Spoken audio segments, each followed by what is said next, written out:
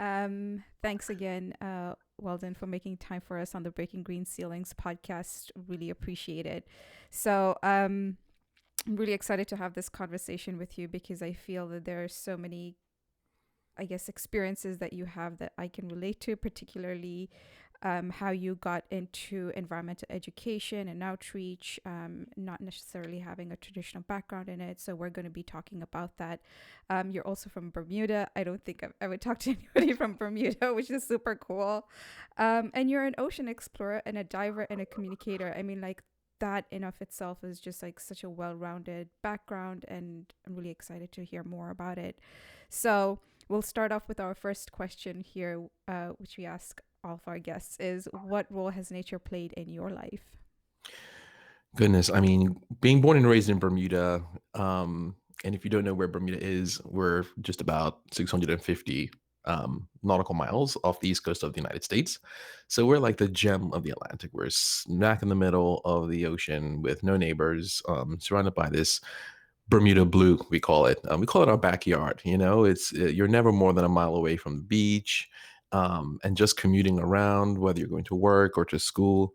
You see the ocean and you see nature. We don't have waterfalls and super large nature reserves.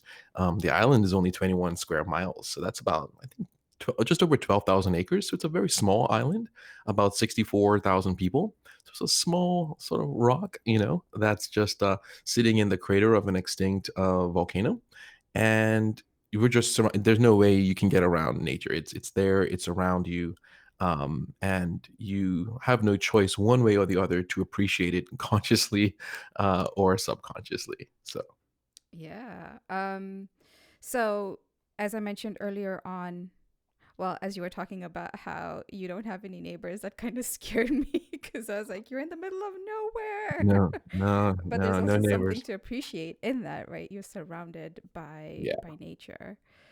Um, and then when I think of Bermuda, I think of the Bermuda Triangle. And as kids, Hmm. that just like terrified us because we'd hear all these rumors of planes, people, boats getting lost in that triangle. Yeah. Is that true? It's very true, and actually, on the front page of the paper last Friday, there was a report of missing another missing plane. So we have our Coast Guard looking for that plane right now, but at least once a week or so, we get a missing persons report or a missing plane or boat. So it's something we deal with on a regular. It's real. Yep. Okay, that's once a week. I was gonna hear we're like once every 100 years.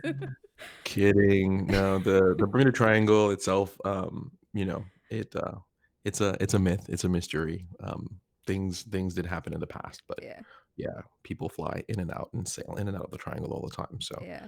sorry to my fellow, Bermudians out there. But yeah, it's a myth, guys. I'm We do have gullible, amazing so Yeah, we do have amazing rum swizzle and, a very, very colorful history and stuff like that. And the triangle does make up a significant part of, how people relate to Bermuda. It's either the Bermuda Triangle or Bermuda onions or Bermuda rum swizzle or dark and stormies or Bermuda shorts or Bermuda grass. Like there's yeah, always a connection with Bermuda in people's minds, front of mind and pop culture and yeah. whatnot. Definitely a positive um, correlation, at least in my mind.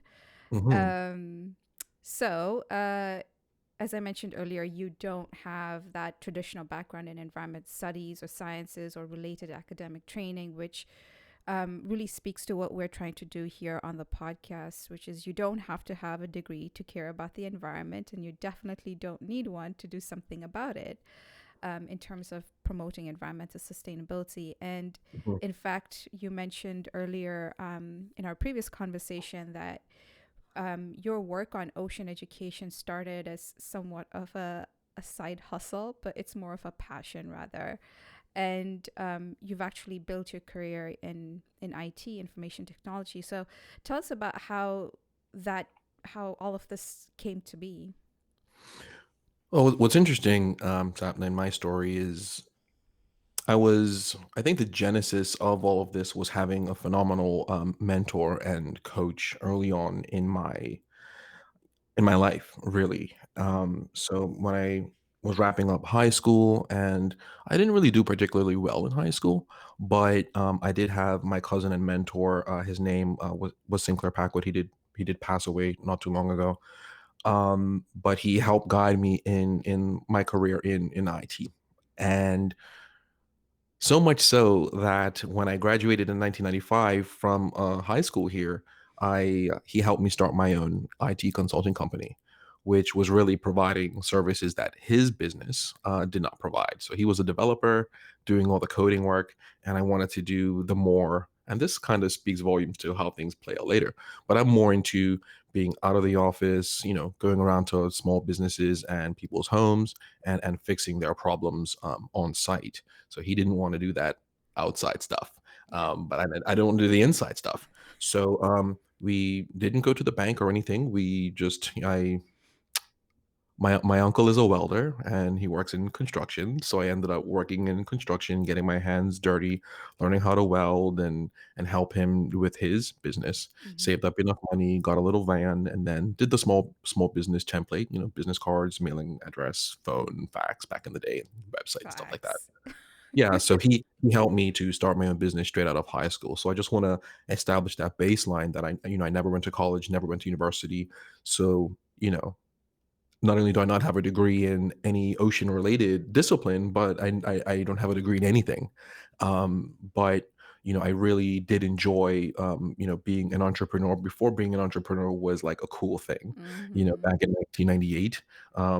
And a lot of sacrifice and yeah, and all of that. But it was really to Sinclair's credit that I went on this particular path. So I have a 20-year, 21-year career in the innovation and technology field, and learned a lot. Had to be extremely agile. The technology changes. Like, I mean, back then it was like, you step away for 6 months and come back, you've missed out on a bunch of stuff. Now it Hmm. seems to be, every 6 weeks, there's evolution in the space. Um, and so yeah, it's pretty interesting how to fast forward to more modern times where it was that wanting to be outside, wanting to be interact and meet with people and to lead to where I want to expose people to the ocean and how important the ocean is and how it ties into human health. Ocean health and human health has that integration, that tight knit integration.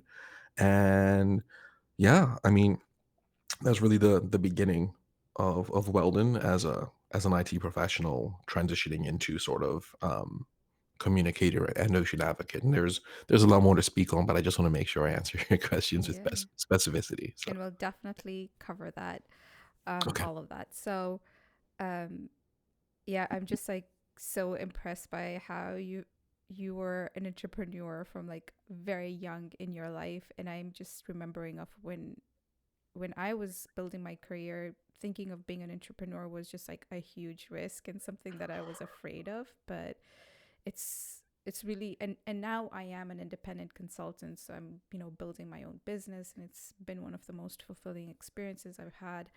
Um, but for you, you've been doing it for so many years, and I can only imagine how, I guess, yeah, fulfilling. That's the only word I can think of right now.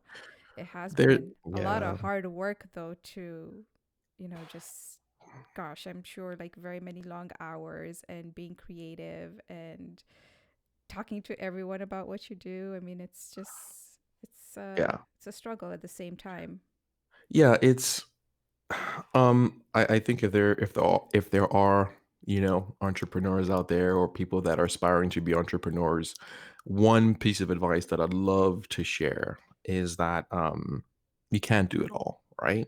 Yeah. It took me quite a while, a few years, and a lot of it is not wanting to get not having access to capital, not wanting to take out a loan. You don't want to really be in significant debt to have that sort of over your head. But I think in hindsight, if I would have been grabbed that capital up front and had that quote unquote burden, it probably would have pushed me to ramp up my discipline a little earlier in the journey. Mm. But in trying to be an IT professional, an accountant, a banker, a lawyer, head of marketing, head of sales, Yeah.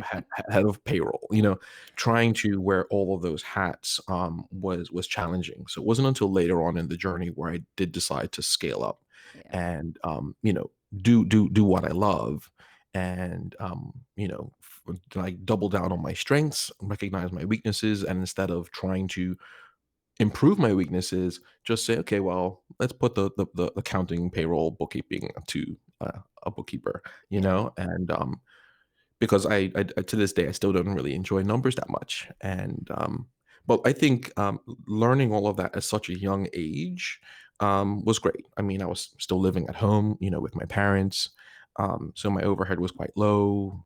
I had a little van, so that was an expense. But other than that, I didn't really have no dependencies, no kids, and I was Yeah. just a kid really. So I would say, yeah, if you want to start whatever you want to start, especially with I mean, Bermuda got internet, guys, in 1995, right?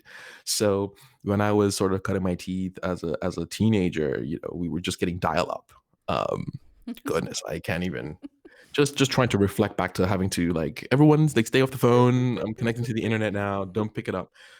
I mean, to any of you guys that are younger, yeah, we had to dial in and it was slow, but today, right? Like it's easy to find resources anywhere in the world to help you where you may to do things that you don't want to do. Just Yeah. because and it doesn't like you could be good at something, you could be crushing it, but you just might not want to do that.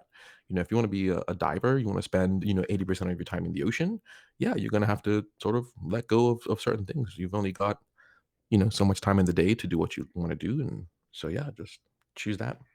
Yeah. Delegate, delegate, delegate. Yep, yep. Find someone you can work with and gel with and run the track, Yeah. as we say here.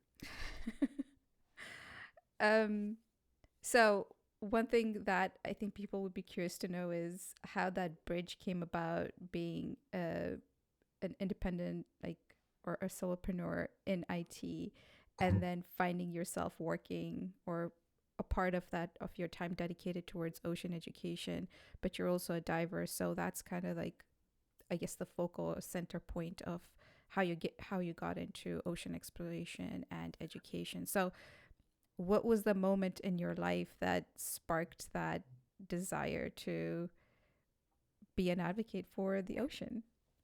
Well, the story goes like this. I said earlier that, as Bermudians, we are surrounded by the ocean and we tend to take it for granted. That's what you've seen every day since you were born. Yeah. And you kind of have this, you don't necessarily have a world view. We are a well-traveled people. I think traveling is sort of the hidden number one hobby of most Bermudians. We love to, get off the rock, you guys. Like that's kind of a thing. Rock fever is a thing too, right? I described a very small island nation, and we love to just jump to the east coast of the U.S. and dabble in different things that we don't have available here, which are vast, right? We're a very small country Mm-hmm. with limited things, whether it's IMAX, for example, malls, stuff like that. So It's kind of a good um, thing, though. yeah, yeah, it is. It Yeah. is. There are definitely pros and cons. But just to, long story short, if you will, um, there was a time in my life where I decided to leave Bermuda and move to Toronto. So scuba diving was a bucket list item for me. So prior to 2006, I'd, snorkeled around with friends, I'd been to the beach countless times, but scuba diving was something that I never tried before. So, I'm packing up all my things to move to, downtown Toronto. And I was like, let me try scuba diving before I leave Bermuda just to get it done. And it was really that first experience being on scuba equipment with my instructor, who I still have a connection with to this day, and her taking me and my buddy, who I don't remember, was just a random person, taking us both down to probably 25 feet of water. And I remember being on my knees on the bottom, I'm breathing off of this apparatus, and I'm thinking, okay, this is definitely different. Like, and then my knees, I'm like, my knees are. 'Cause we were in trunks, right? It was warm, so no wetsuits. So we're kneeling in this, thick gravelly type of sand, and it's like kind of hurting my knees. And I scoop some up, and it's Bermuda pink sand, but it's really really coarse and really really thick. Mm. So, what's mind blowing for me was just the composition of the sand was different. And then scooping up the sand, you've got a species of fish called a pudding wife.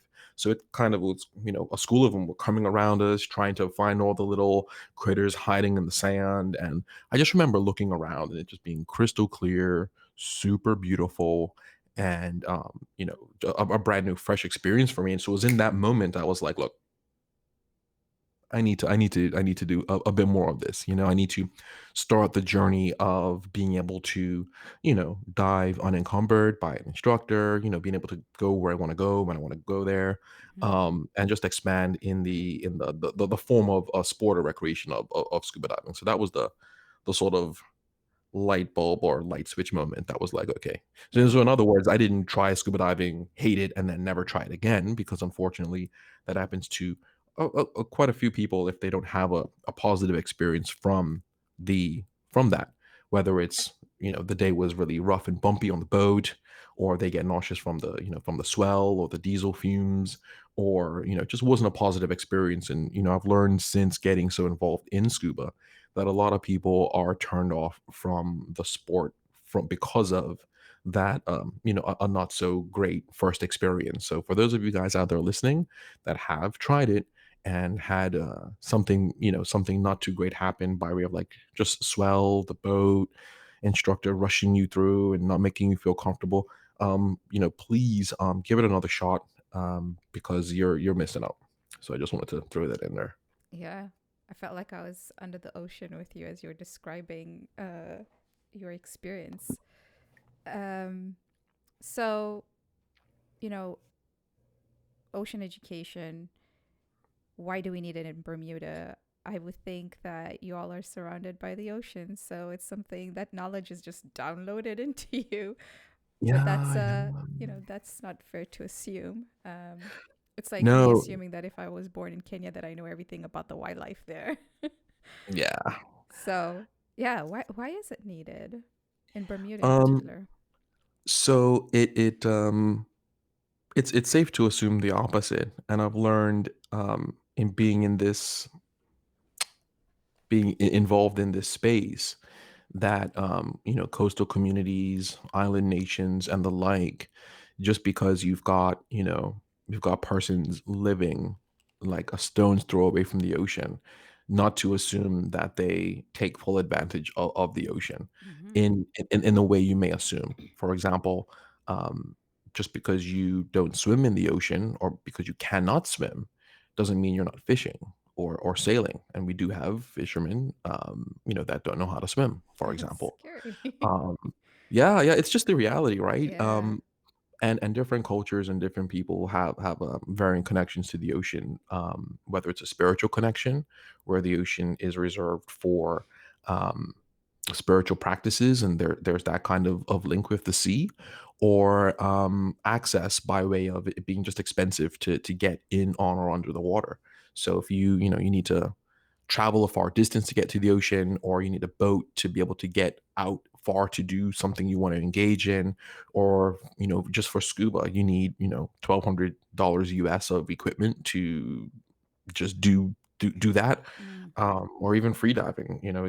It's that access piece, that can be a bit encumbering. And then, but even beyond all that, it's just having a friend or a buddy or a member of your family that enjoys it too, because it's something, at least on the recreation and sports side. You don't want to do it alone. If I encounter some wild dolphins or a whale shark or something amazing, like I want to be with somebody to share that experience with. So right. there are different barriers to access to the ocean. But in Bermuda, growing up, we didn't have integration of ocean education in our curriculum in schools.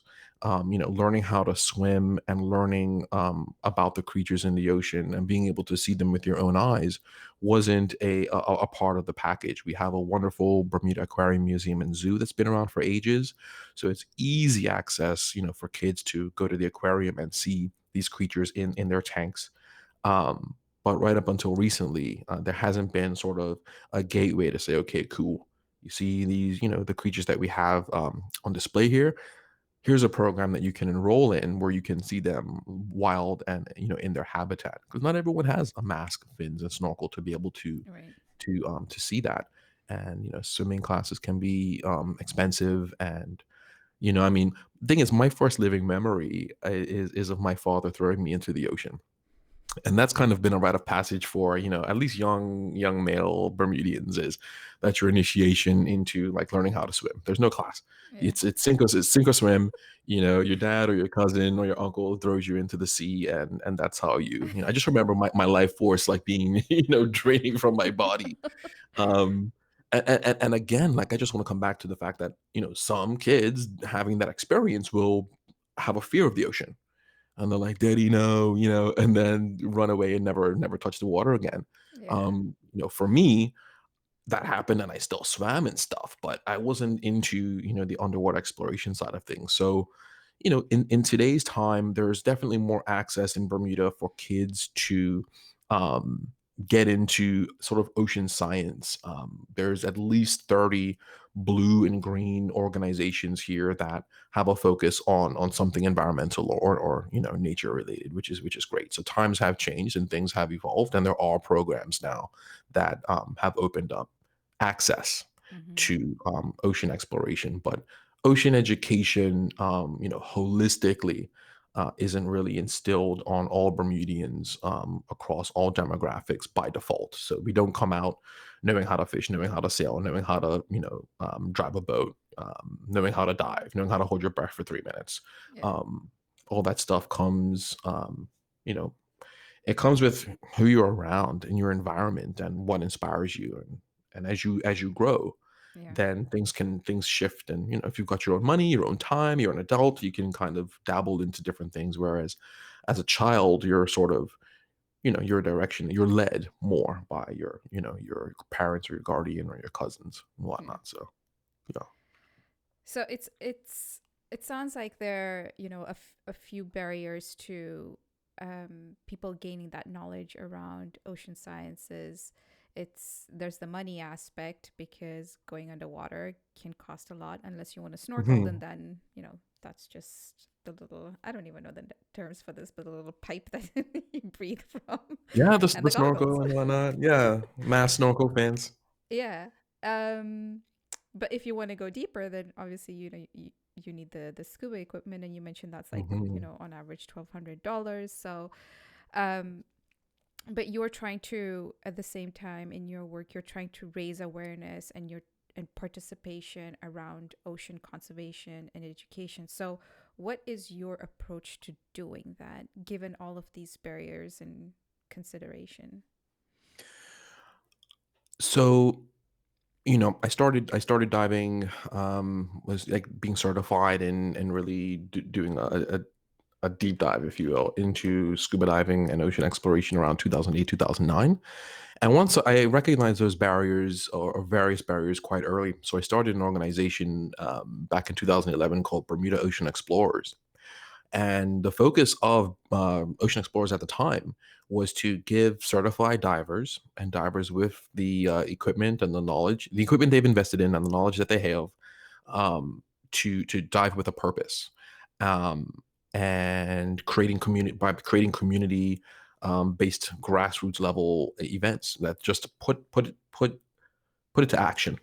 So, while I appreciate underwater sightseeing, which is just you and I going on a scuba dive, looking at a wreck or looking at a reef, it's great for divers to be able to do a dive. And at the conclusion of that dive, there's at least a couple invasive lionfish that have been culled from the reef, or there's a few onion sacks of marine debris that had, dropped to the bottom of the ocean that we then sort and dispose of properly. So it was a matter of creating those kind of events, or facilitating and coordinating those events. Mm-hmm. And for the most part, they were free. And there's food and drinks and rum swizzle and all kinds of goodies at the end of the dive. But it was no one else at the time, and to this day, is facilitating these grassroots action-oriented events to help galvanize and bring the community together to do, to dive with a purpose and do something dope, and to have a great story afterwards. Because even if you showed up to one of these events by yourself, you're buddied up with somebody. There's a checklist. There's a medic on deck. We've got the megaphone, and afterwards there's food and music and stuff. So that was really the genesis of me wanting to start the organization, to provide access to the ocean in this unique way. Yeah. Um, And that ties back to my transition from essentially information technology to ocean advocacy and communication was like just converting my just finding purpose in my passion and elevating that and stepping out of IT and doing what I do now, which is I'm still leveraging the skills and habits that I learned from being a systems administrator. I'm not going to purge everything I've learned over the Right. last 21 years, but certainly my focus is now on doing more ocean related stuff. So I hope I answered your question there. Yeah. So, what I was hearing, just to make sure, is you create dope events that bring the community Fun together. events. Yeah. Yeah. Fun events. Yeah, I mean, because I'll be honest, we do have, Bermuda is the shipwreck capital of the Atlantic. For I was those of gonna you that ask. Yeah. that that don't know, we do have a diving industry here. There are a few local dive shops that cater to locals and tourists to take everyone, out onto the reef to explore. We've got the healthiest reef in the region as well. So there's a lot to see underwater here. Hmm. We don't have just one wreck. We have hundreds. We don't have a couple corals. We're corals everywhere. Yeah. So it's a lot to see. But from a conservation and advocacy perspective, I wanted to focus on threats to the ocean. Not being a scientist, there's certain things I just it's beyond me. But as a citizen scientist, I figured, look, there's got to be two things that we can drill down on to advocate for the ocean, and that was invasive lionfish. Bermuda does have an invasive lionfish problem. Yeah. Yep. So For yeah, those who there. don't know about the lionfish, can you give Oh yeah, and we did an episode on this, but it would be we helpful just to did. get a rundown on Yeah. these So fish. lionfish is just like any other fish, but it's covered in 18 venomous spines. And their native range, where they belong, where they evolved over time with nature, is over in the Indo-Pacific. Mm. Word has it that there were some saltwater aquarists, and I've had a Fowler tank in the past, so I've had a saltwater tank before.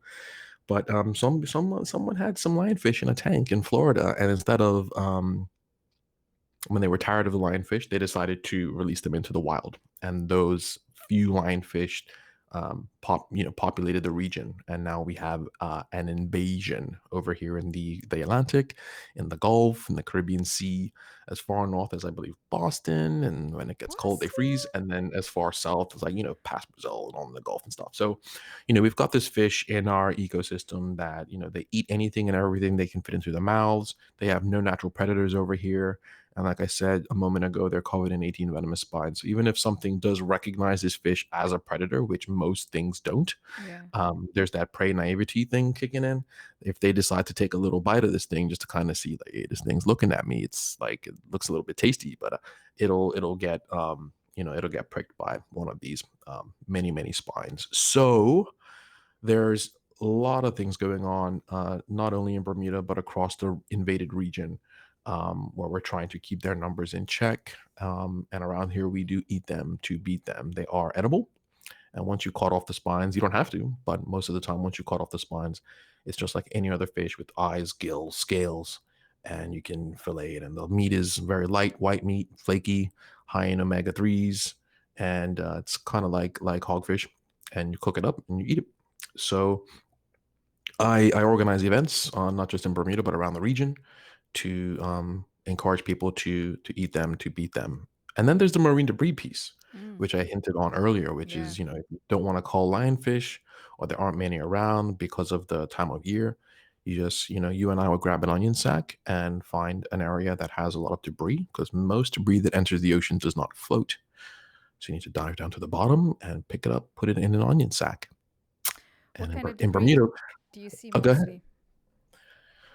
The debris that we see mostly here is certainly long range foreign debris, meaning that a lot of the waste that enters the ocean isn't local. We're Mm. in the North Atlantic Gyre, the Sargasso Sea area, and the debris that floats will swirl around, and once it accumulates enough biomass, it will sink.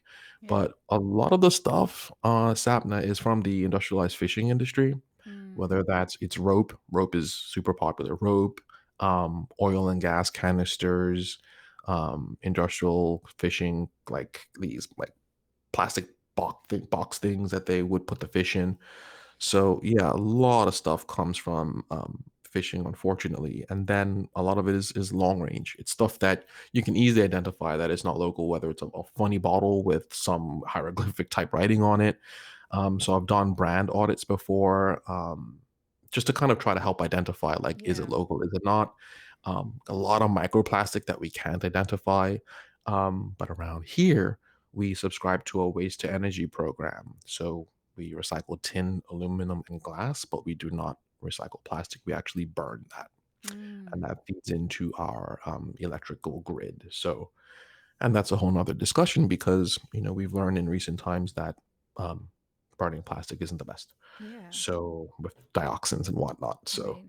but we used to landfill. We don't do much of that anymore, but we still have a landfill. So you can't burn a dishwasher. So we have to. We do have a landfill solution, if you will, Yeah. down near our airport. So cars and dishwashers and stuff like that that goes into our landfill. But for residential waste, we will burn that stuff. Interesting. So Yeah. what's the most amount of marine debris you've gathered in one event One or weight, event. if I you can. mean, yeah, yeah. In terms of weight, and that's really tricky because if we get a bunch of glass bottles doing a dive, it can be anywhere from half a ton to a ton.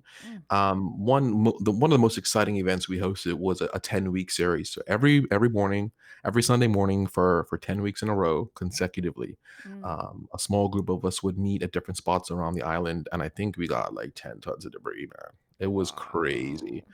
but it was wonderful. Like once we had a rhythm, we would use Facebook to schedule all these events, but people knew, okay, Sunday, Rhea Gibbons and Weldon Wade were co-hosting a cleanup series, and we had the dates, and you just look, 2 or 3 days out to see where it was going to be. Yeah. Sometimes we'd have to go back to places because we'd run out of time. But we worked with the Parks Department and Keep Bermuda Beautiful organization to help get the word out and then help get the debris where it had to be. So Yeah. sorting was a big part of that, and then reporting that data into Ocean Conservancy or Project Aware was important as well. So, and so yeah, it really depends. A lot of it is how many people come out, how long the event runs for, whether it's a day, half a day, or like a 10-week series, Yeah. or and where we decide to clean up. Yeah. Because sometimes we get to spots and there's tons of glass bottles and stuff like that. So yeah, Oh, anywhere from half a ton to 10 depends. gosh. Well, thank God for people like you. And my team and my And your wonderful team. volunteers, because Yes. can't do it alone, right? Exactly. You just can't do it alone, which takes me to my next question, which is, do you have to be a diver to be a part of your events, your initiative? No, not at all. There's a role for everyone to play, Yeah. even if you touch water and you burst into smoke.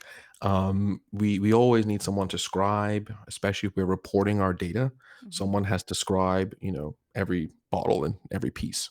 So scribes are important. Media is important. It's wonderful when you do an event, you've got Right. good photographs. You don't have somebody, trying to do it all. So we always love to have a scribe and a media person that's going around taking photographs, recording video, and maybe doing some very short, small interviews because it's great to just get all that stuff live on the fly. Yeah. And then yeah, if you don't scuba, like a lot of the work we do is right on the shoreline, right off the beach. So you're not in deep water. You're in anywhere from I don't know 0 to 10 feet of water, so you can Yeah. easily snorkel that stuff. And scuba diving, as much as I love scuba diving, most of my diving these days is not on scuba. It's just tanks and weights and regulators and extra stuff. So it's way easier to just facilitate snorkeling and free diving, and you get more people out. It's easier to coordinate, and no one's lugging 30-pound tanks around with a bunch Yeah. of weights and stuff. Free diving is scary to me. How long did it take you to reach a point where you can hold your breath for 3 minutes? Can you hold it for more? Oh yeah, oh yeah. I think my for the free divers out there, yeah, my static was like 3 minutes 45 seconds when I was training for my level one. So shout out to Hanley Prinsloo and Peter Marshall out of South Africa who run the I Am Water program.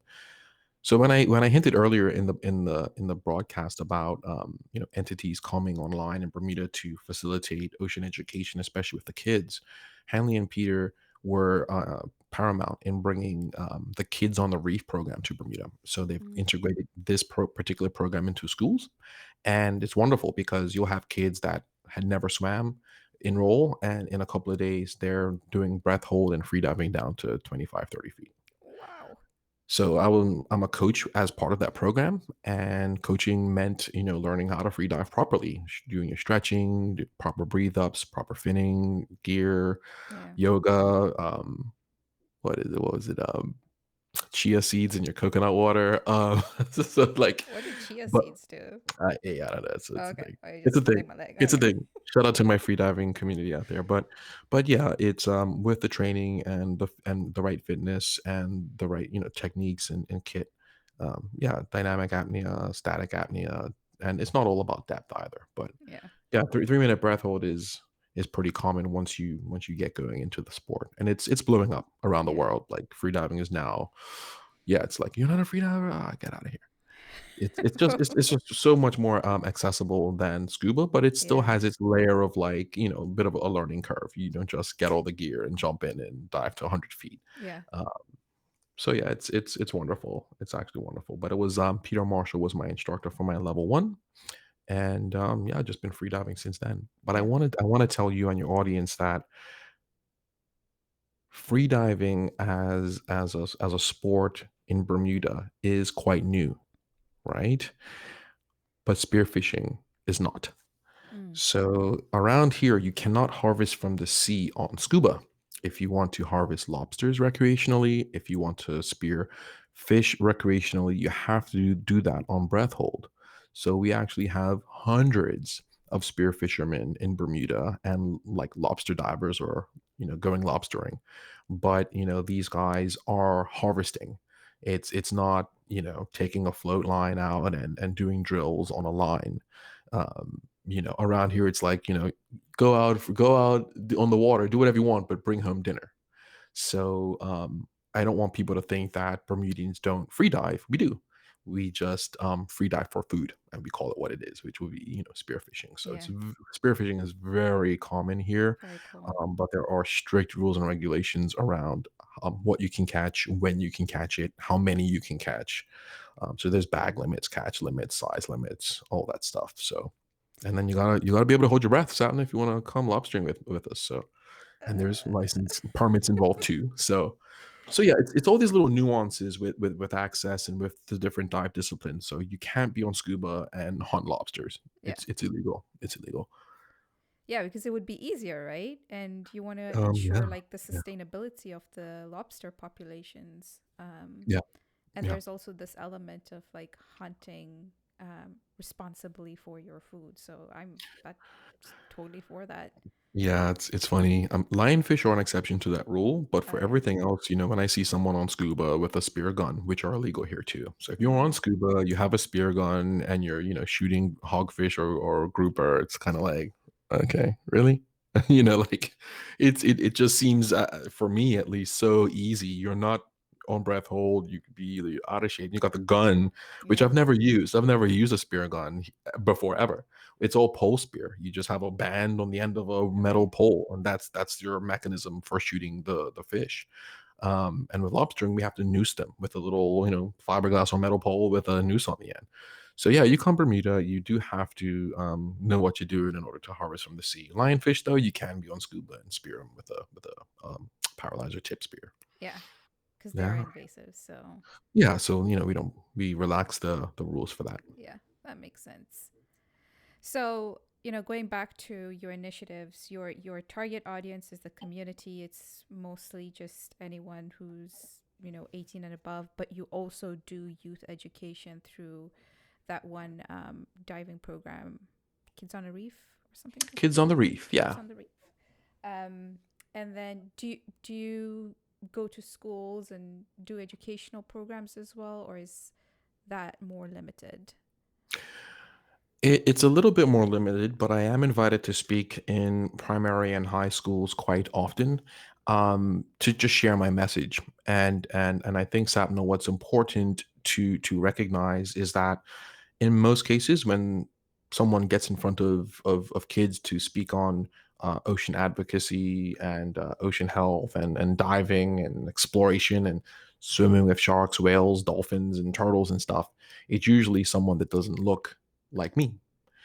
They are typically not from Bermuda. They're typically older, and they're not black. That's just how it's been forever. Mm-hmm. And that's the expectation. If someone was this, I'm behind the curtain, and they introduce me and read all the stuff I've done, I don't think people, even to this day, would expect me to come from behind the curtain to be, the guy that has done all these things and continues to do these things. So that's what's been the most captivating, especially, going back to my old primary school. And I introduce myself. I run an intro video that showcases all this diving stuff, and the kids are like, I can do that too. yeah, they're like, wow, and then I tell them, I'm like, listen, I went to this primary school as well. I grew up out Wellington back road. My house is just around the corner, and I walk the same holes you guys walk. And I say, the school still smells the same, and I sat on the floor just like you guys are. And if I can do it, you can do it. And it's that connection that Mm-hmm. it's hard to really put it to words. It is an emotional experience, just because the kids aren't used to seeing that. They're not used to seeing a Bermudian that does what I do. So it's that's what drives me to do a lot of what I do, is to inspire the next generation, present and future generations, to you know do what I do. I Yeah. don't think it's something reserved, or it's a privilege that's reserved for other people. It doesn't take much to get into it. Yeah. Takes bold action though. Like, it's, especially if your social group doesn't do it, or they feel some way about it, and you're going against the grain. It does take which is what I had to deal with. A bold leap of faith, um, action, and just staying to the wicket, we would say here. Yeah. Staying to the wicket. Cricket term there. Oh, the wicket. Wicket. Okay. Yeah, the Yes, yes. wicket. I heard wicket. I was like, oh, I know the wicket. Yeah. Growing up in Kenya, we're some of us are into cricket as well. But of Mhm. course, because I'm Indian, uh, Right. cricket is all we do. Literally, it's Yeah, yeah, yeah. We crazy. Yeah, shout out to my uncle Clevie, who was captain for the St. George's Ah, cricket team back in the day. We have a big holiday every year. It's a celebration of emancipation of slaves. And it's a 4 day, you know, it's a 2 day holiday on the back of a weekend, so it's a 4 day holiday. And there's a 2 day cricket match between the west end of the island and the east end of the island. And so, yeah, we do take cricket and football. It's soccer, but we call it football. yeah, We take cricket and football very seriously here in Bermuda. So yeah. I do not doubt that. yeah, yeah, yeah, yeah. It's a wonderful holiday. It's a lot going on, and cup match is a big deal. So if you guys ever want to come to Bermuda, try to come around cup match. It was canceled last year for the first time for obvious reasons, Yeah. and it was just, as a Bermudian, like, you just kind of like, can you at least just like have the match played but not have the spectators? And it was like, no, No. like, so the captains were like, it's all or nothing. And I Yeah. think, we did agree as a community, like, okay, Yeah. it's we lift regulations of gambling, because gambling is really illegal here, but we have a game called Crown and Anchor that we play, and so that becomes legal for these 2 days. So it's and Like, there's rum swizzle everywhere. People taking their boats out. There's parties. There's a non-mariners race. There's, music and vibes. ah, It's that sounds it's so it's wicked. It nice. is wicked. But That's yeah, it's cool. yeah. One thing that you mentioned, I just wanted you to talk a little bit about it, is you mentioned that Bermuda has the largest number of wrecks, Hmm. shipwrecks, right?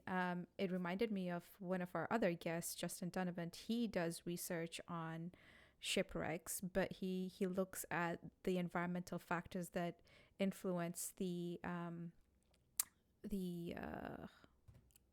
the Atlantic slave trade. And so he works Uh, primarily in the yep. Caribbean. Yep.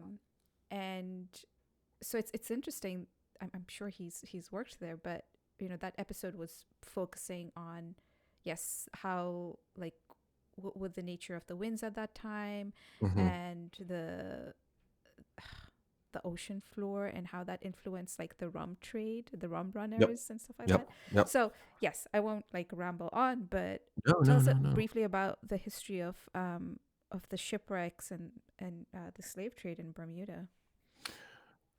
Traditionally, the shipwreck space in Bermuda has not had a focus on the transatlantic slave trade, in my opinion. Mm. We do have a wonderful museum um, up in the west end of the island that does have a lot of things on display that do speak to, the first shipwrecks, the first colonization, because most of the shipwrecks that did wreck early on, today they have super underwater archaeologically significant things, most of them like artifacts. But as a diver and as a Bermudian, and this is sort of on a high level, Mm-hmm. we tend not to focus on the people that were on board. It was Mm. really the name of the ship, the cargo, where their port of call was, and where did they strike the reef, and what the story was there. But the narrative has tended to overlook the human element. Right. Who was on the boat, was more than the captain, the captain and his crew. Like most of the time they had cargo, and that's not a ha funny laugh. It's an uncomfortable topic to speak of even to this day, because humans were cargo on these ships as part Yeah. of the transatlantic slave trade. So shout out to the Enslaved documentary that was just shot recently. They did a lot of filming in the Bahamas. I got Okay. friends in the diving space that were involved with Samuel L. Jackson and his production team shooting that documentary, and it did open up a lot of my eyes. Like, okay, and so things are in motion that I'm a part of right now to bring more of a focus on Bermuda and her shipwrecks, vis-a-vis the transatlantic Mm. slave trade. And it's just like, because I mentioned earlier, Bermuda sits inside of an extinct volcano, so the island itself sits there, and so we've got this sort of barrier reef, the mouth of the crater around Bermuda. So while you're sailing back in the day, you see land, you want to go full steam ahead towards Bermuda. We got the name the Isle of Devils for a reason, because once you got close back in the day, you'd hear all kinds of weird noises, and that was sort of the hogs and the cahals, the birds and the different creatures that were on this uninhabited island. What happened Mm. was people would sail past, and if they were you sail past safely, avoiding all the jagged boiler reefs. But what the story is, they'd release animals, close to shore, and say, yeah, yeah, if we have to come back here, we want to make sure that there's food on land to sustain us. So they'd release hogs and different things on the island so that they would reproduce over time. Nature would take its course, and then if you had to come back, you're like, yeah, there's definitely some victuals over there we can partake in. And but it was all those animals making all these noises where sailors would come behind those guys, and I'm like, yeah, those things sound like devils fighting and whatnot. But yeah, we have got hundreds of shipwrecks that line Bermuda's reef or barrier reef or rim. Um, and yeah, I mean, certainly there was human cargo, not on all of them, but I'm sure on many of Many them. of them. Yeah. But that tends not to be part of the narrative. If you were to Mm. come scuba diving and you're diving a wreck that's very popular, the story is really about it was carrying morphine nodules and different grinding wheels and different things like that. But we tend not to speak about um, the slave side of things, Mm. in that aspect. Yeah. Now, we don't overlook the fact that I just mentioned Emancipation Day, right? So we Yeah. did we did have slavery in Bermuda, and yeah, that's probably a whole nother Yeah. podcast, I was actually, just, Steve. yeah. I took us down a rabbit hole. Sorry. It was just like you mentioned shipwrecks and the Emancipation Day, and I was like, oh, I want to ask Yeah, about yeah, yeah, this. But yeah. No doubt. And there was a National Geographic and Smithsonian did some work in that space, the transatlantic slave trade yeah. shipwreck space, and it was pretty wild. So I would encourage, if you listening or watching want to learn more about that, there are some well produced documentaries out there featuring some wonderful Yeah. people that do speak on that specifically. Um, Yeah, for me, Yeah. it was really eye opening when we had Justin, because I was aware of it, but the amount of detail, because he's an archaeologist and he does also Yep. diving with a purpose. He needs to, part of his research is assessing the shipwrecks and understanding who are the people on these ships. Yeah. Um, Yeah. and Yeah. so the detail and the history, it was just really eye opening. And so I feel like I also learned something new about the shipwrecks in Bermuda and kind of like the history behind it. So thank you for sharing. You're So welcome. You're welcome. we'll go back to the diving with the purpose side of things. I had one last question to ask you before we No, go into our no, no. lightning round. Is Okay. um, as a diver, what's been one of your most memorable experience? And I'm sure you get this question a lot. Yeah, yeah. I mean, certainly the story that comes front of mind whenever anyone asks me this question, because I get asked a lot. What's your most memorable experience? How deep have you do you dive? What's your deepest dive? But my most memorable experience has been on the surface of the ocean, and that was being out on a photo shoot and getting a phone call that a fisherman had discovered a floating sperm whale about 12 nautical miles off Bermuda's southwest. Mm. And I was fortunate to be in a cohort of people that had the ability to jump in a boat and travel that distance to get to this floating whale. Shout out to everybody involved with that. It was amazing. It was Mother's Day 2015. So we get to the floating dead sperm whale, and sharks are eating this dead floating sperm whale. There were tigers, Galapagos, and a blue shark. And the cohort I was with, shout out to Chris Burville and Choi Ming. But yeah, it was let's suit up and jump in. So we suited up and jumped into the ocean. I've got video, which most of it hasn't seen the light of day. For various reasons. But we jumped into the ocean and watched the sharks eat the whale.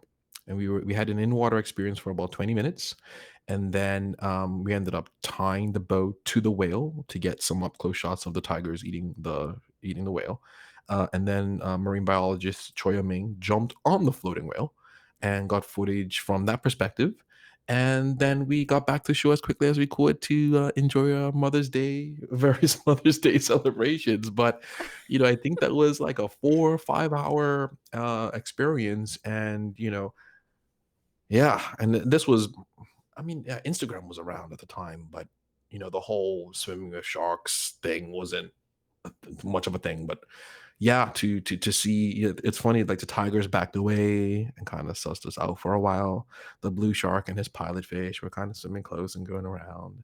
And then as the tigers got comfortable with us being in the water, they would start to eat and stuff like that. But then once they got really comfortable, and one of them did bump the dome port of the one of the photographer's cameras, Ooh. it was like, yeah, that's it. Let's get out. Like they're kind of getting a little bit too comfortable, too You're close, like, maybe and we can eat you too. No, yeah, that's they're like, "You kinda smell kinda nice. What's that jumbo good here? Like, you you're yeah. kinda you're smelling a bit yummy."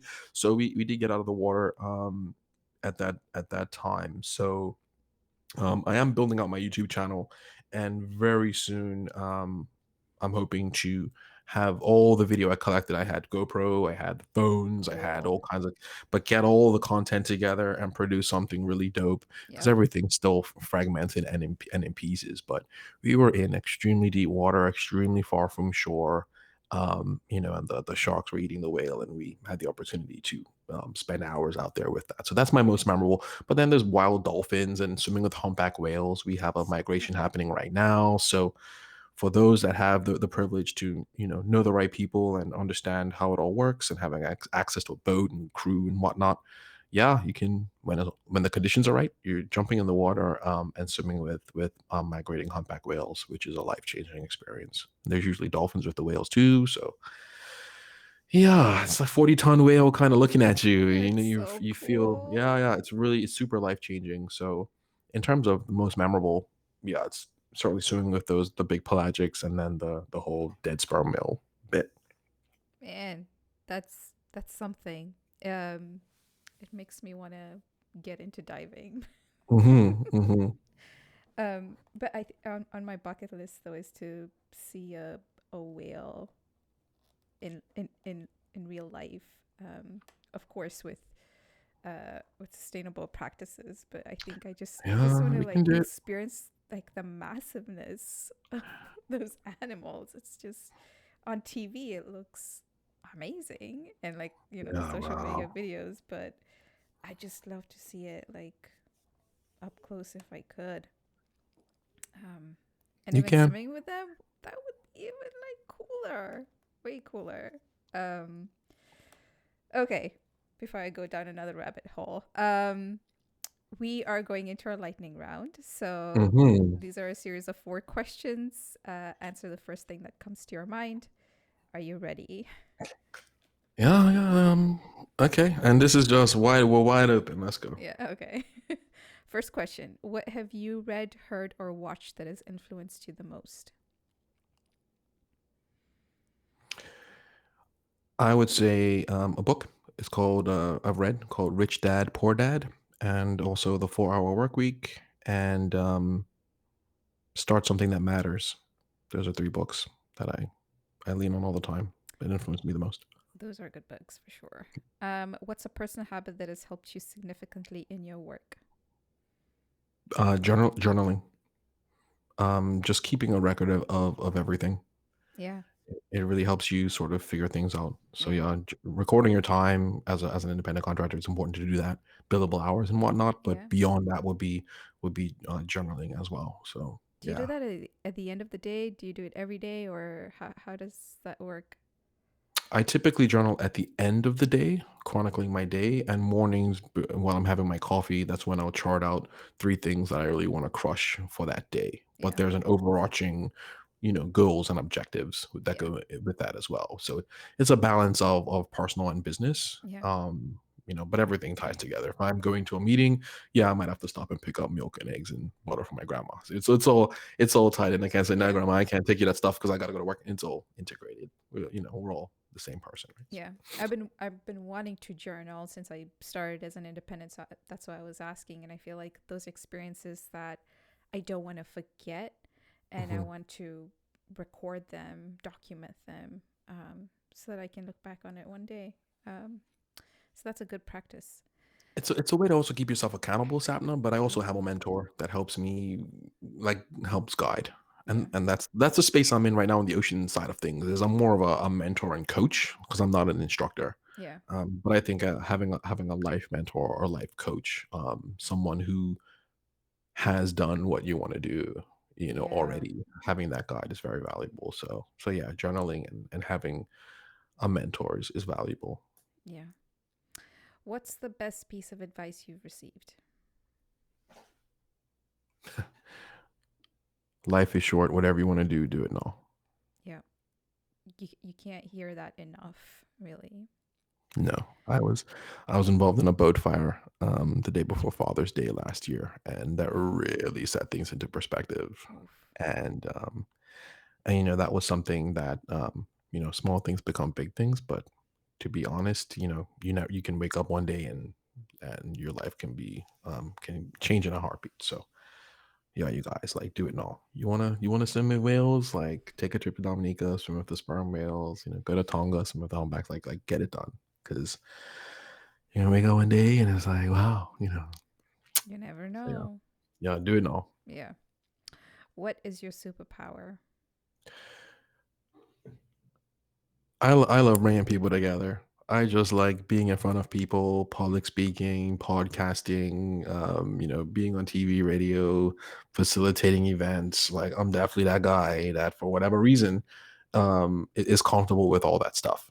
Um, so that would definitely be my superpower, and that's kind of what got me the contract I have now with the Bermuda Ocean Prosperity Program as communications coordinator. Yeah. Is because I'm able to galvanize and pull people together from different sectors of the community and say, look, let's unite for common good, and let's do something fun and dope and do something purposeful. And so yeah, I think that's definitely, if that was to be stripped, which it was, the pandemic did prevent me from doing that public engagement and stakeholder outreach. And it was Yeah. like, oh my God, like I can't do all these wonderful things that I have planned. But around here, we're managing the pandemic quite well. And in short order, we'll be able to do all those wonderful social things that I love doing the most. Yeah. Just quickly tell us more about your position as the communications coordinator with the Bermuda. I forget the name that you mentioned of the organization.